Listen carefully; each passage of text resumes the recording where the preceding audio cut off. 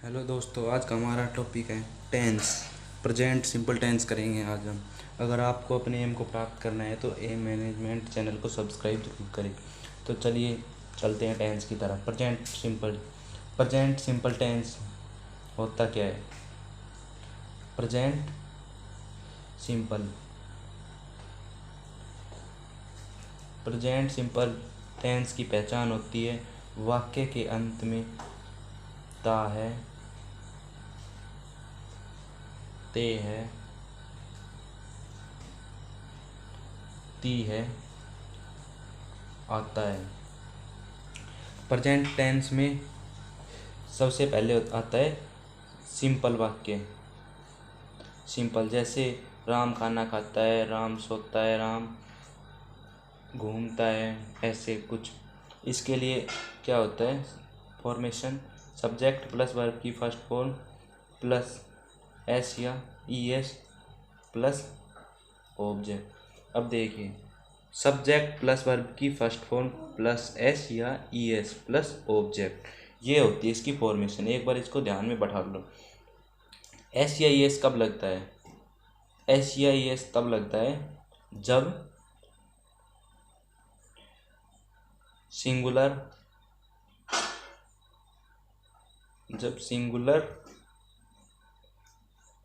हो या नाउन हो, सिंगुलर हो या सिंगुलर नाउन हो। जैसे ही सी इट, इन सब के साथ लगेगा एस या एस। बाकी सब के लिए क्या फॉर्मेशन हो जाएगी? प्लूरल के लिए क्या फॉर्मेशन हो जाएगी? सब्जेक्ट प्लस वर्ब की फर्स्ट फॉर्म प्लस ऑब्जेक्ट, ये फॉर्मेशन हो जाएगी। तो अब देखिए, पहले हम करते हैं वो सिंपल का एग्जाम्पल। राम खाना खाता है। राम खाना खाता है। सबसे पहले आपको पता होना चाहिए कि सब्जेक्ट आखिर होता क्या है। सब्जेक्ट होता है कर्ता। इसमें काम कौन कर रहा है? राम। तो सब्जेक्ट क्या हो गया? राम। सब्जेक्ट तो हो गया। अब राम क्या है? सिंगुलर है। सिंगुलर के साथ क्या लगेगा? एस या ई एस। तो राम वर्ब के बाद लगेगा। वर्ब क्या है इसमें? वर्ब का पता होना बहुत ज़रूरी है। खाता है, खाना तो हो जाएगा ऑब्जेक्ट, और खाता है हो जाएगी वर्ब। खाने की इंग्लिश क्या कहते हैं? ईट। ईट के साथ एस लगेगा या ई एस लगेगा, ये आपको डिसाइड करना है। ईट के साथ क्या लगेगा? एस। खाना को क्या कहते हैं? फूड। Ram Yeats food. अब देखो, अब प्लूरल करवाता हूँ। हम खेलते हैं। तो इसका क्या हो जाएगा?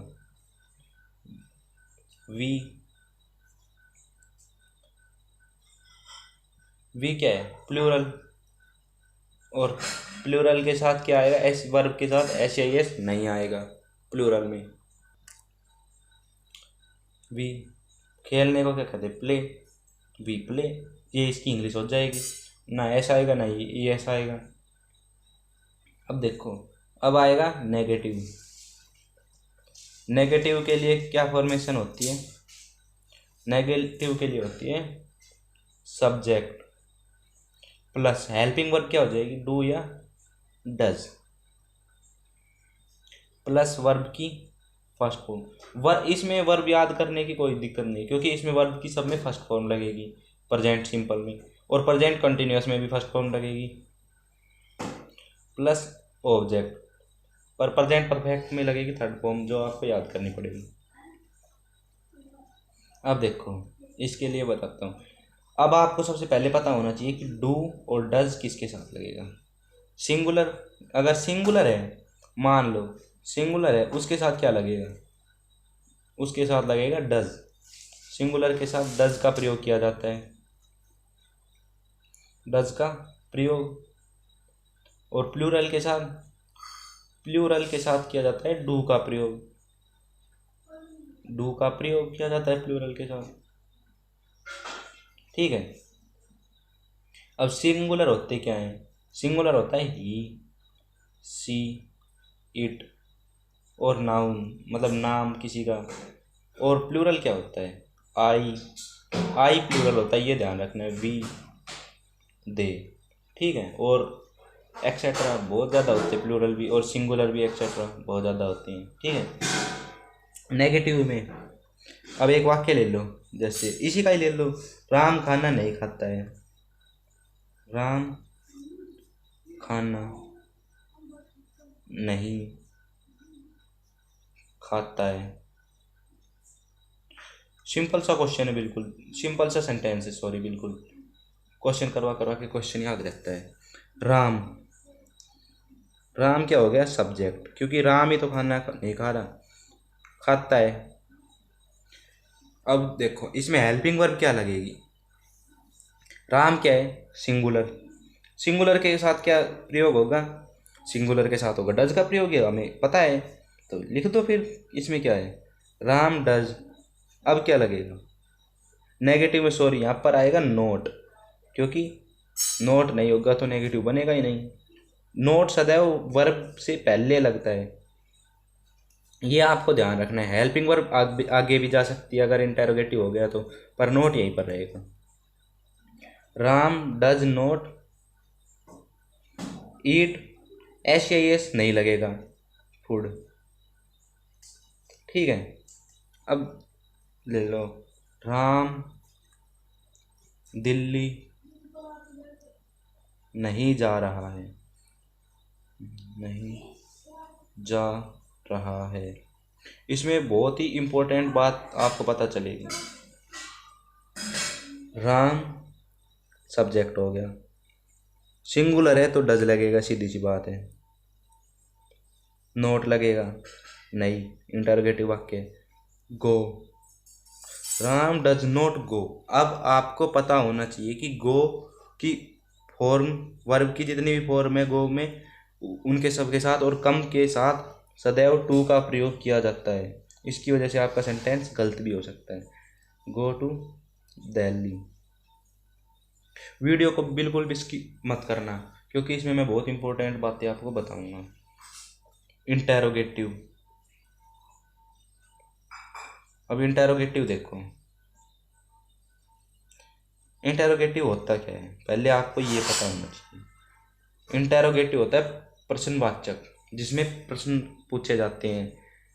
जैसे आपसे पूछ लिया जाए, क्या तुम खाना खाते हो? क्या तुम खाना खाते हो?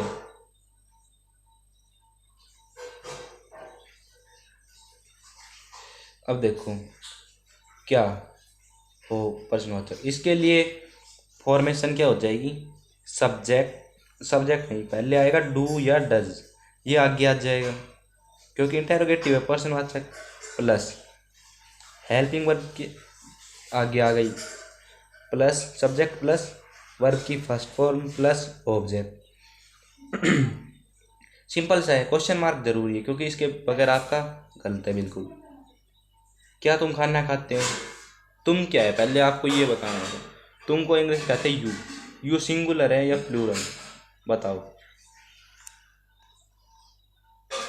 यू प्लूरल है, तो प्लूरल के साथ क्या प्रयोग किया था? Do, do you, subject you हो गया, वर्ब की फर्स्ट फॉर्म खाना, ईट,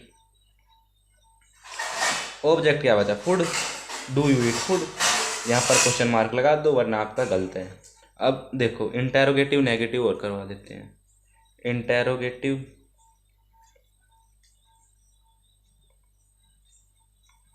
नेगेटिव,